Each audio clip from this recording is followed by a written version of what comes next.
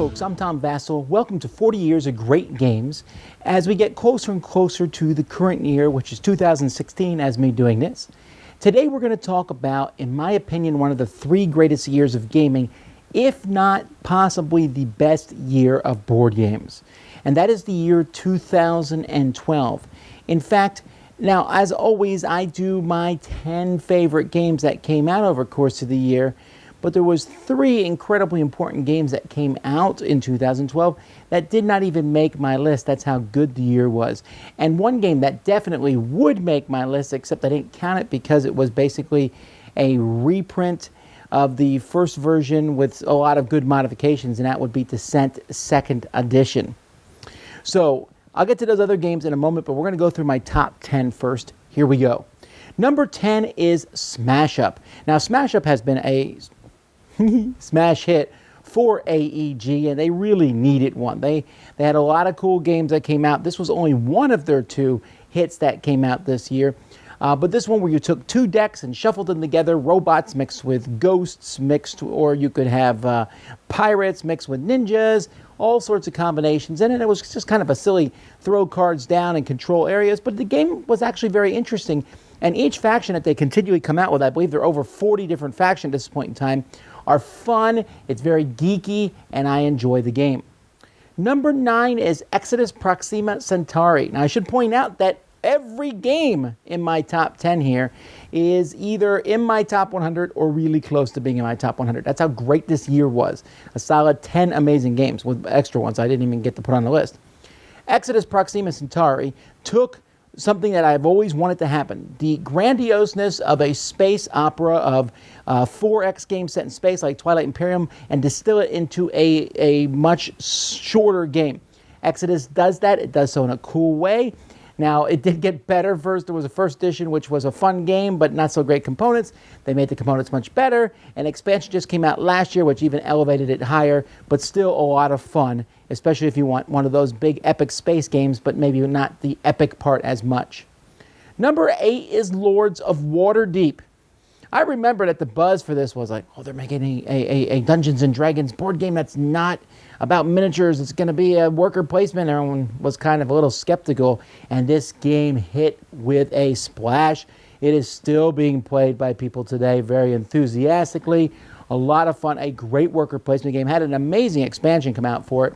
But even that base game, just the idea of collecting these guys, and the theme wasn't even that strong in the game, and yet it was a lot of fun. Lords of Waterdeep.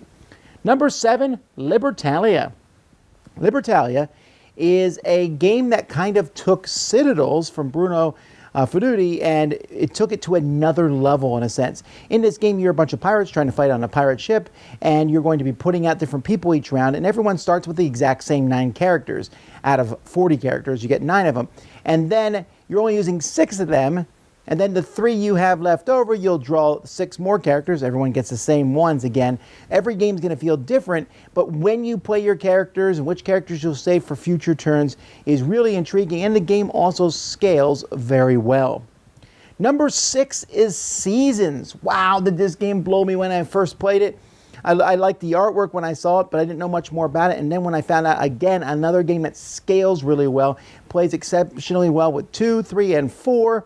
The expansions are good, not necessary, but just it felt almost like a collectible card game in a box. So many different combos.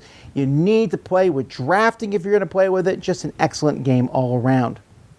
Number 5, this is one of the big hits for deck building for me, and that's Legendary, plus my favorite comic book universe, and that's Marvel. Legendary Marvel. Now, for years and years, we have been complaining that there wasn't many good superhero games. Well, here was one, Legendary Marvel, that took heroes that I knew, let me put them in a deck. It was a cooperative game, very entertaining. They're running it into the ground probably at this point with so many expansions that are out for it. I mean, any minor character you can think of is probably in the game at this point in time. But I still loved it. I loved the artwork. The first set was okay, but the artwork has gotten better as time has gone by. Legendary Marvel. Number 4, Bezier Games has made kind of a splash in the scenes with his versions of One-Eyed Ultimate Werewolf, and he made a couple games. This one put him on the map for big box games, and that is Suburbia. a city building, city planning game. And what's fun about Suburbia, as you basically buy different tiles and add them to your city, is every tile you add to your city affects other people too.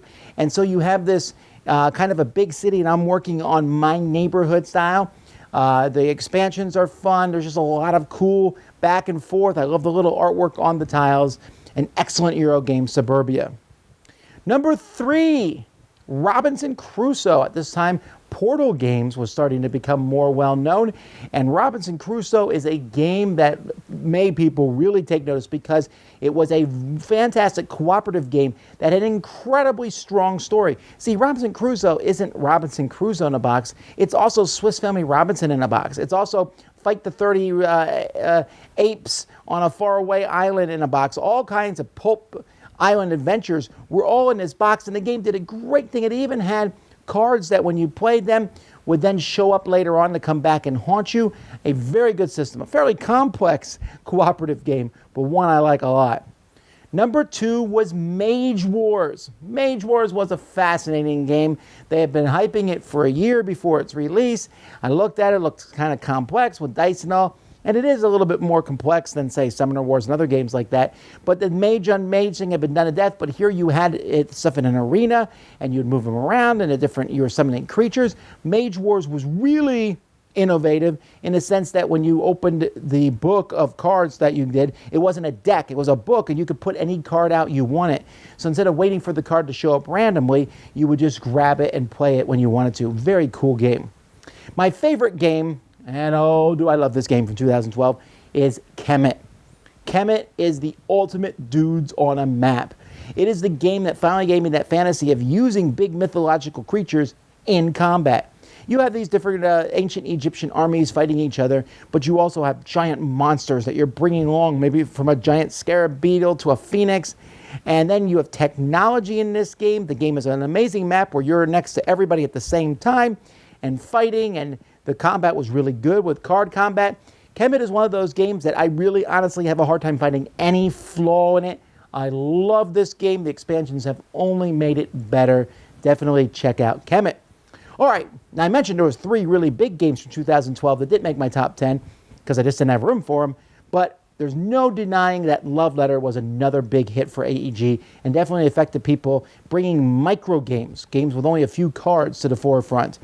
2 games put Fantasy Flight on the top of the heap. One was Android Netrunner, which was a reimagining of the Netrunner that Richard Garfield made way back in the day, which had never taken off, and this took off like a storm, becoming one of the most popular LCGs that Fantasy Flight did.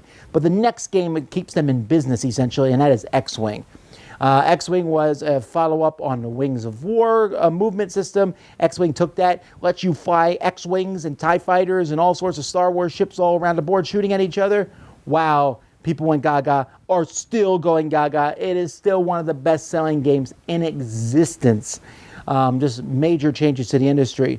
There's also Mice and Mystics was an important game to talk about because that really brought Plaid Hat to a solvent company and where it's growing and getting bigger today. And Pixel Tactics helped put Level 99 on the map. What an amazing year. It was such an amazing year that some of you are probably screaming at the screen right now that I did not mention your favorite game because there were so many great games that came out in 2012. Let me know what they are in the comments. Tell me where I went wrong, what your favorite games are from this year. Well, we're getting closer to the present. Until next time, I'm Tom Vasel, and this is the Dice Tower, and you've been watching 40 years of great games. Thanks so much for watching the Dice Tower videos. Find more great videos and reviews as well as our top-rated audio podcast at Dicetower.com. You can also find other great shows at DicetowerNetwork.com. I'm Eric Summerer, and you've been watching The Dice Tower. The Dice Tower is sponsored by Cool Stuff Inc., where you can find great games for great prices. Cool stuff in stock. Check them out at CoolStuffInc.com.